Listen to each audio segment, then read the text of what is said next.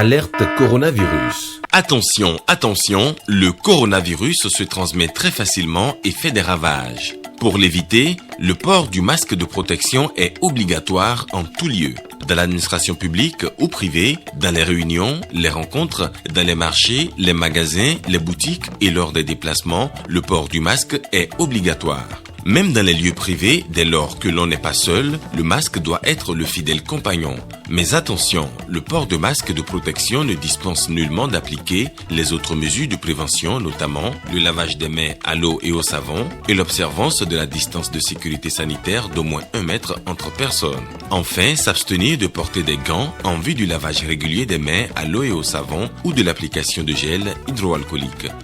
Pour tout savoir sur l'épidémie du coronavirus au Bénin, rendez-vous sur le site web www.gouv.bj/coronavirus. Ceci est un message du gouvernement de la République du Bénin. Bonjour à tous, dans l'actualité ce 13h, appel au renforcement et au respect des mesures barrières contre le coronavirus. Le ministre de la Santé, Benjamin Onkwati, tire la sonnette d'alarme face à d'autres variants de ce virus qui font leur apparition, vous l'entendrez. La grille des tarifs à la Société béninoise d'énergie électrique a fait l'objet de clarifications. Les responsables de la SBE ont rencontré les associations de consommateurs à Cotonou au centre des discussions, les conditions de réajustement des anciens tarifs. Et puis, Colas Afrique signe sa responsabilité sociale. L'entreprise a procédé à la signature d'une convention cadre de partenariat avec l'EPAC, l'école polytechnique d'Abomey-Calavi. C'est à suivre. Voyons d'abord cette présentation de vœux au chef de l'État en images. La cérémonie de présentation de vœux au chef de l'État s'est déroulée ce matin à l'ex-primature à Cotonou. Les corps constitués de la nation, les membres du corps diplomatique accrédité au Bénin et les corps habillés dans leur globalité ont sacrifié à la tradition de la République. Tour à tour, ils ont fait le bilan des actions entreprises l'année écoulée, relevé les acquis puis souhaité que 2021 soit sous de bons auspices. On y reviendra plus en détail dans nos prochains journaux. Voyons cette actualité du ministre de la Santé. Le monde entier n'a pas fini avec le nouveau coronavirus que d'autres variants, tout aussi dangereux, ont fait donc leur apparition. À cet effet, le ministre de la Santé a animé un point de presse. Benjamin Onkwati a appelé surtout à éviter tout relâchement dans le respect des gestes barrières. Suivez son intervention au micro de Jean-Claude James et Bruno Rotepo. Notre pays fait face depuis le 16 mars 2020 à la pandémie de la COVID-19. Pour limiter sa propagation, le gouvernement développe des stratégies de riposte régulièrement mises à jour. La transmission de cette maladie est essentiellement communautaire, avec un pic observé au mois de juin-juillet 2020 et une stabilisation, voire une tendance baissière depuis les 4 derniers mois de l'année 2020 dans notre pays. Depuis quelques semaines, à l'instar des autres pays de la sous-région et du monde, le Bénin est confronté à une recrudescence du nombre de cas. Ainsi, depuis le 1er janvier 2021, le nombre moyen de cas confirmés par jour a doublé, passant de 8 à 17. Le nombre de cas graves suit la même tendance. À la date du 19 janvier 2021, le Bénin compte 3 595 cas confirmés à la PCR, dont 3 290 guéris, 250 patients en cours de suivi, dont 38 cas graves et 5 décès enregistrés en 20 jours, portant à 48 le nombre de pertes en vies humaines liées à cette pandémie au Bénin. Ces cas graves et décès sont enregistrés surtout chez les sujets à risque, âgés de plus de 60 ans, porteurs de diabète, d'hypertension artérielle, d'accident vasculaire cérébral, souffrant de drépanocytose, d'obésité, d'asthme et d'autres maladies cardiovasculaires ayant consulté tardivement. Ces décès surviennent malgré la qualité des soins qui leur sont prodigués.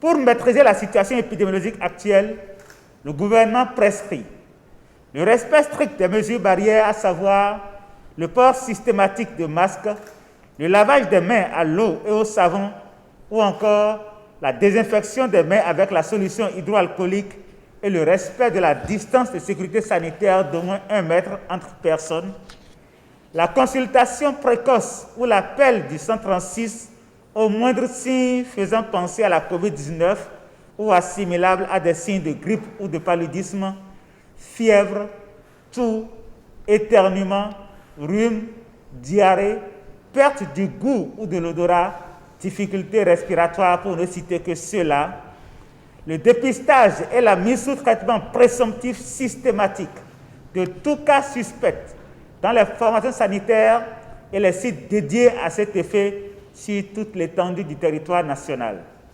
La poursuite de l'application de la politique de mise à disposition des pharmacies, de chloroquine et de masques à prix subventionnés en vue de favoriser leur accès à la population. C'est le lieu de rappeler à nos concitoyens que la vie a certes connu une reprise relative de son cours normal, mais la pandémie n'est pas terminée et nous devons rester vigilants. Et c'est d'autant plus avec l'apparition de variants du virus qui se relèvent tout aussi dangereux. Nous devons par-dessus tout penser à la protection des personnes fragiles de notre entourage qui payent un lourd tribut au virus. Nous devons plus que jamais redoubler d'attention et de discipline pour venir à bout de la COVID-19. Le gouvernement reste attentif à l'évolution de la situation qu'il évalue quotidiennement. Et le Bénin qui a bénéficié d'un appui financier de l'Union européenne dans le cadre de la lutte contre le coronavirus. La cérémonie de remise de chèques a eu lieu en présence de l'ambassadeur de l'Union européenne et du ministre de l'économie et des finances, Général Foda, Monsieur Aboka et Ouensessa Sawaimo. L'Union européenne joue sa partition dans la politique de gestion de la pandémie de coronavirus au Bénin. D'une valeur de 30,5 milliards de francs CFA, cet appui financier répond à la demande d'urgence formulée par les autorités béninoises dès le début de la crise sanitaire. La réponse rapide et pragmatique que le gouvernement béninois a pu mettre en place au travers du plan de riposte pour endiguer l'épidémie de la COVID-19 sur le territoire national a permis de limiter considérablement la propagation du virus dans votre pays. Je voudrais saluer également les mesures sociales et économiques qui ont été progressivement déployées par le gouvernement pour limiter les impacts de la crise sur les populations béninoises. Pour le ministre de l'économie et des finances, le virement de ces ressources au profit du budget national témoigne une fois encore de la qualité du partenariat qui lie l'Union européenne et le Bénin. Souhaitons donc que 2021 soit l'année où l'Union européenne, le Bénin et tous ensemble, nous serons ensemble et plus forts encore. Plus forts dans l'atteinte des objectifs que nous nous fixons, mais également plus forts pour lutter contre les enjeux et les conséquences de la COVID-19. Nous souhaitons, Madame l'ambassadrice, poursuivre les relations pour cette année et les années à venir. Transparence, maintien d'une communication efficace, des dialogues quasi permanents, au-delà des dialogues formels prévus, de sorte que vous soyez en position tout le temps de pouvoir relayer auprès des citoyens européens vraiment les appuis, les effets des appuis qu'ils donnent. Cet appui de l'Union européenne vient compléter un premier soutien d'un montant de 10 millions d'euros octroyé au Bénin en juin dernier. Et puis, fin de polémique autour de la grille des tarifs à la Société béninoise d'énergie électrique. Les responsables de la structure ont rencontré les associations de consommateurs en Cotonou. Au menu des échanges, les conditions de réajustement des anciens tarifs. Stanislas Lincon et Calvador Wanou. La Société béninoise d'énergie électrique réajuste ses grilles tarifaires, mais le tarif de la tranche sociale reste inchangé. Ici, les autorités de la structure exposent les raisons de la révision aux associations de consommateurs, leur présentent les mesures d'accompagnement prises. Au niveau de la tranche sociale, avant 2020, c'était 78 francs. En 2020, c'est toujours 78 francs. Et en 2021, ce sera 86 francs. Au niveau de la tranche 1, des clients domestiques basse tension. Avant, c'était 109. Au niveau de 2020, c'est 114 francs. Au niveau de 2021, ça passe à 125 francs. Au niveau de la tranche 2, c'est-à-dire les clients qui consomment plus de 250 kWh, avant, c'était 115 francs. 2020, c'était 134 francs. Et 2021, c'est 148 francs. Les réformes ont aussi permis non seulement d'atteindre les populations les plus reculées qui ne bénéficiaient pas du service public de l'électricité, mais également de leur permettre de se faire accorder facilement au réseau de la SB2E par une facilitation du paiement des coûts de blanchiment, qui aussi ont subi une baisse substantielle de l'ordre de 20 à 33%. Aussi, les PME et PMI des ayants souscrit pour une puissance de 140 à 160 kVA ont bénéficié d'une gratuité de raccordement au réseau électrique de la SB2E. Selon la SBEE, ce changement intervenu va permettre d'assurer l'équilibre financier du secteur d'énergie, la clientèle exigeant de plus en plus des services de qualité. Le gouvernement a engagé de courageuses réformes, fortement soutenues par de nombreux partenaires techniques et financiers, qui contribuent notamment à la restructuration et à la modernisation du secteur de l'énergie électrique. Il est donc parfaitement légitime que ces partenaires attendent en retour l'amélioration du mode de gouvernance et de fonctionnement de l'entreprise. Par conséquent, il s'est avéré nécessaire de procéder au relèvement du tarif du kilowattheure. L'amélioration progressive des prestations de la SBEE est notée et saluée des responsables d'associations de consommateurs. Néanmoins, ils rêvent mieux et pour ça, ils font des suggestions, plaident pour le meilleur. C'est vrai que l'augmentation peut se justifier lorsque nous avons la disponibilité, nous avons l'accessibilité et surtout la qualité du service. Il peut arriver que le consommateur demande même qu'on augmente et qu'il ait la qualité du service. Mais qu'on ait remboursé sous la pluie et le soleil, ça risque d'être méprisant pour le consommateur. Alors le tarif social, il est important pour nous. Et moi, je lis ici qu'en fait, il reste inchangé. Est-ce que ça veut dire que la subvention couvre la différence entre les 78 francs et les 86 francs? Et donc, moi, si je suis dans la tranche sociale, je ne paye pas un copec en plus. Bien, nous en rendrons compte à nos consommateurs en sortant d'ici pour leur dire, ça au moins, vous l'avez, nous l'avons. Et nous en remercions et le gouvernement et la SBE. J'ai vu, c'est bien. On a soulagé un peu la tranche sociale. C'est bien de baisser. Ça permettra à beaucoup plus de gens d'avoir l'électricité. Mais faites encore mieux, s'il vous plaît. La Société béninoise d'énergie électrique rassure de son engagement à offrir davantage de services de bonne facture aux populations et entreprises. Et cela de façon durable, réitèrent ici les responsables de la société aux associations de consommateurs. Avec les équipements de pointe. Voyons à présent ce partenariat. Colas Afrique soigne sa responsabilité sociale. L'entreprise a procédé à la signature d'une convention cadre de partenariat avec l'EPAC, l'école polytechnique d'Abomey-Calavi. Un partenariat gagnant-gagnant au bénéfice des deux parties, Nicanor Kovi et Jules Akoiko.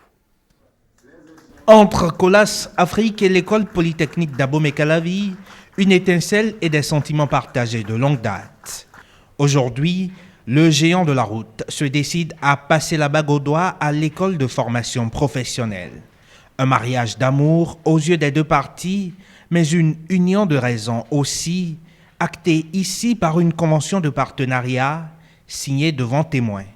La formation des apprenants ne peut être de qualité sans la concrétisation des notions théoriques par la pratique en entreprise. C'est dans ce cadre que s'inscrit la présente rencontre avec les partenaires de la société Colas Afrique pour la signature du contrat d'accord en vue de l'accompagnement professionnel des formations de l'EPAC. Organisation de journées portes ouvertes, accueil de stagiaires en génie civil, génie mécanique et environnement, Recrutement de polytechniciens finissants et bourses de recherche aux doctorants, Colas Afrique n'y est pas allé du dos de la cuillère pour séduire l'école polytechnique dans son offre. 7 domaines en tout sont régentés par cette convention, bien à propos pour les dirigeants de Colas Afrique. Le Centre autonome de perfectionnement de l'EPAC sera référencé comme centre agréé de formation pour Colas Afrique. Colas Afrique s'est engagé également à mettre en place une collaboration renforcée avec le laboratoire d'énergétique et de mécanique appliquée. Nous comptons sur l'EPAC pour nous donner la priorité dans le recrutement des meilleurs formés à l'EPAC. À travers ces actions que nous souhaitons durables, Colas Afrique prend entièrement sa part de responsabilité et ambitionne de rapprocher davantage la formation et l'entreprise, afin de créer dans la durée un vivier important d'ingénieurs et de techniciens rapidement opérationnels dans le monde industriel. Un partenariat à inventer s'il n'existait pas, selon les autorités rectorales qui cultivent de grandes espérances avec la signature de cette convention. Nous avons des compétences à faire valoir. Colas a des infrastructures, Colas a une expérience. Tout cela mis ensemble permettra de sortir des produits mieux qualifiés. Et cette expérience dans le monde de l'entreprise va permettre de renforcer les compétences de nos étudiants. Le mariage acté, place à la lune de miel pour jouir des promesses de cette union librement consentie. Une vie de ménage commence ainsi pour Colas Afrique et l'école polytechnique d'Abomey-Calavi, 2 institutions au destin liées par la route. Et on prend la direction du Septentrion. Quelles sont les innovations contenues dans la nouvelle loi portant code des marchés publics et leur implication sur les marchés publics communaux? C'est l'une des questions au cœur de la première session ordinaire de l'année du Conseil départemental de concertation de coordination de la Liborie. La séance a eu lieu à Candy. Le compte-rendu de Ghislain Christian Gandior et Olvega Mensa. Le Conseil départemental de concertation et de coordination a été institué par la loi portant organisation de l'administration territoriale en République du Bénin. Il réunit ici, autour du préfet de la Liborie, les maires et leurs adjoints, des représentants de structures déconcentrées de l'État, ainsi que des délégués d'associations de producteurs et de parents d'élèves. Pour cette première session de l'année, plusieurs points retiennent l'attention des participants. Entre autres, la gestion des marchés publics. En effet, après le vote et la promulgation de la loi numéro 2020-26 du 29 septembre 2020, portant code des marchés publics en République du Bénin, ainsi que la prise des décrets d'application subséquents, il s'avère nécessaire d'être au même niveau d'information pour en assurer l'applicabilité de ces tests dans notre département, et ce, en présence des personnes bien indiquées dans le domaine. Et la personne bien indiquée ici, c'est 7 émissaires de la direction départementale de contrôle des marchés publics du Borgou à Liborie, invités pour la circonstance. Désormais, au niveau de l'approbation, les préfets n'approveront plus les marchés passés par les maires. Les maires sont devenus des autorités approbatrices. C'est les maires qui approuvent leurs marchés eux-mêmes. Les marchés passés par le PRMP et par les PRMP nommés par les maires. Les maires ont l'obligation désormais de nommer le PRMP pour respecter l'obligation désormais de la séparation des fonctions.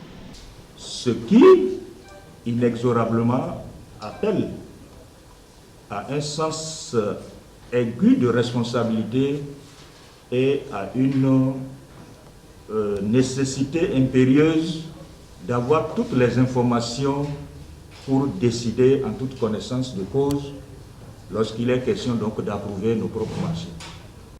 Cette première session ordinaire du CDCC à Libori a aussi permis aux participants de réfléchir sur l'élaboration des plans communaux de développement 4e génération et de valider 21 sous-projets communautaires.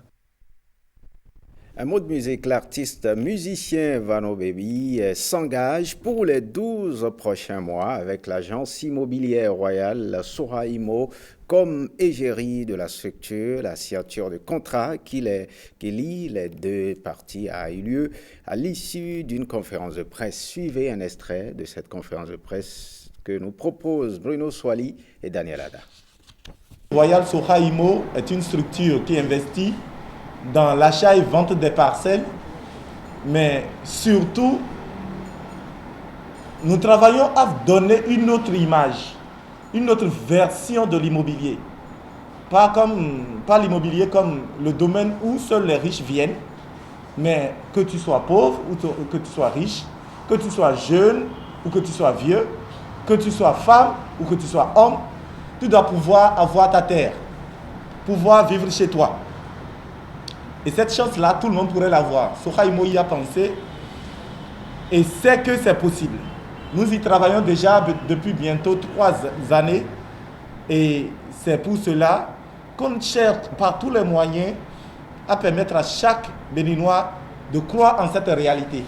Qui incarne la jeunesse aujourd'hui? Nous avons pensé que c'est parmi les artistes qu'on pourrait trouver et l'idée est tombée directement sur Vano qui d'abord est un client à Royal Soha Immo et du coup on a trouvé que oui, celui-là, il peut nous amener à convaincre le public. Il peut nous aider à dire aux Béninois, ça peut changer, ça a changé ou bien ça change. J'ai rencontré monsieur Baguidi il y a environ 1 an de cela et c'est comme ça que j'ai négocié avec lui pour l'acquisition d'une ou deux parcelles. Quand on a fini, je suis rentré en possession de mes documents, tout était en ordre. Et juste après ça, on est resté en de bons termes. On est devenus plus ou moins amis. Réussir aujourd'hui, forcément, ce n'est pas être multimillionnaire. Réussir aujourd'hui, ce n'est pas forcément être l'homme le plus riche. Mais je pense que réussir aujourd'hui, c'est savoir placer intelligemment son argent. Et quoi de mieux ou quelle est la meilleure manière aujourd'hui pour placer son argent si ce n'est dans l'immobilier. Non,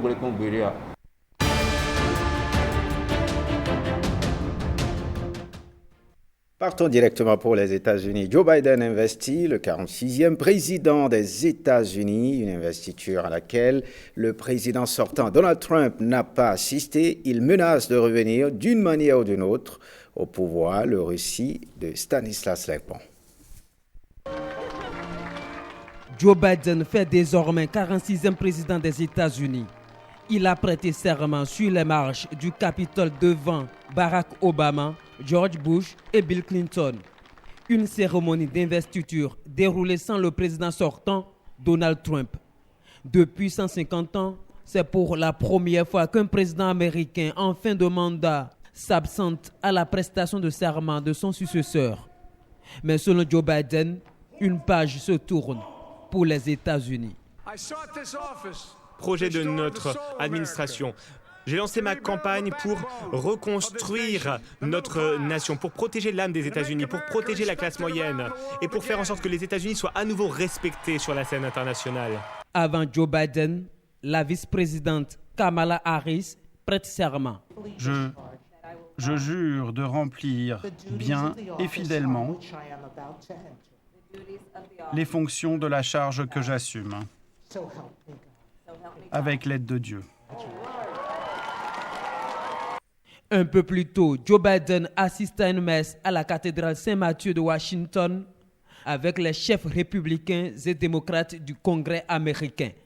Le président élu des États-Unis, Joe Biden, était accompagné de son épouse, Jill Biden. Du côté du président sortant, quelques heures avant la fin de son mandat, Donald Trump, qui a refusé d'assister à la cérémonie d'investiture, quitte la Maison-Blanche avec sa femme. Depuis la base militaire d'Andrews, il souhaite bonne chance à la nouvelle administration sans jamais prononcer le nom de Joe Biden avant d'ajouter qu'il reviendrait d'une manière ou d'une autre, entretenant le flou sur ses projets. Je souhaite bonne chance à la nouvelle administration et beaucoup de succès. Je pense qu'elle aura un grand succès. Ils ont les bases pour faire quelque chose de vraiment spectaculaire. Et encore une fois, nous l'avons mise dans une position sans précédent. Il s'envole ensuite à bord de l'avion présidentiel Air Force One pour la Floride. Là-bas, il entame dans son club de Mar-a-Lago à 74 ans sa vie d'ex-président. Aussitôt, ses bagages ont été pliés de la Maison-Blanche. Alerte coronavirus. Attention, attention, le coronavirus se transmet très facilement et fait des ravages. Pour l'éviter, le port du masque de protection est obligatoire en tout lieu. Dans l'administration publique ou privée, dans les réunions, les rencontres, dans les marchés, les magasins, les boutiques et lors des déplacements, le port du masque est obligatoire. Même dans les lieux privés, dès lors que l'on n'est pas seul, le masque doit être le fidèle compagnon. Mais attention, le port de masque de protection ne dispense nullement d'appliquer les autres mesures de prévention, notamment le lavage des mains à l'eau et au savon et l'observance de la distance de sécurité sanitaire d'au moins 1 mètre entre personnes. Enfin, s'abstenir de porter des gants en vue du lavage régulier des mains à l'eau et au savon ou de l'application de gel hydroalcoolique. Pour tout savoir sur l'épidémie du coronavirus au Bénin, rendez-vous sur le site web www.gouv.bj/coronavirus. Ceci est un message du gouvernement de la République du Bénin. Ce journal se referme. Merci de l'avoir suivi. Bonne suite des programmes sur l'ORTB. Passe sans vous.